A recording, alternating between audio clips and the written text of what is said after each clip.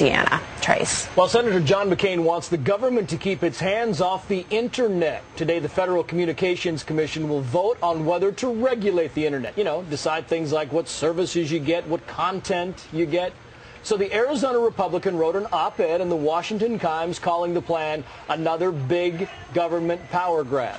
Jim Harper is the Director of Information Policy Studies at the Cato Institute. And Jim, if the FCC votes to regulate the Internet, what's the message here? Are they saying that the Internet just has too much content and that Americans can't really decide what content to absorb?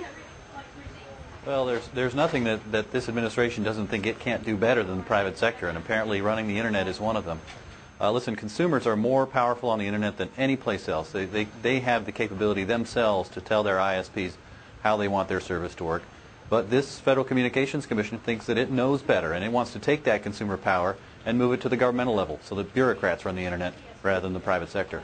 This would also include, if I'm not mistaken here, this would also include wireless, like telephone services and so forth, right?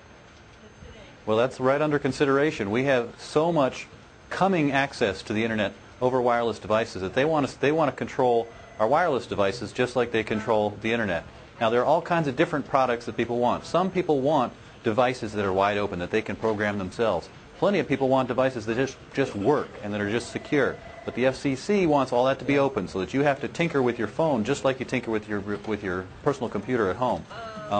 Let's let this burgeoning marketplace continue to grow rather than locking it down with regulation. Well, I think that's the concern here. That's if this regulation does come on board, is there a concern that this would kind of stifle expansion and stifle investment in the Internet, which is a billion-dollar industry, a multi-billion-dollar industry?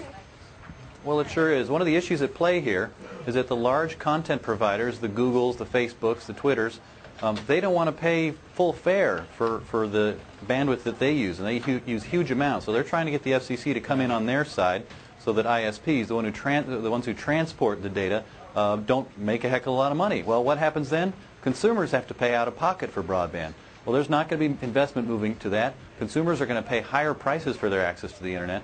This is governmental tinkering with a marketplace that is working really well and growing right now. The last thing we need is to cut that off. And the Communications Workers of America, the union that represents communications workers, has written objecting to this plan. Jim Harper with the Cato Institute. Jim, thank you, sir.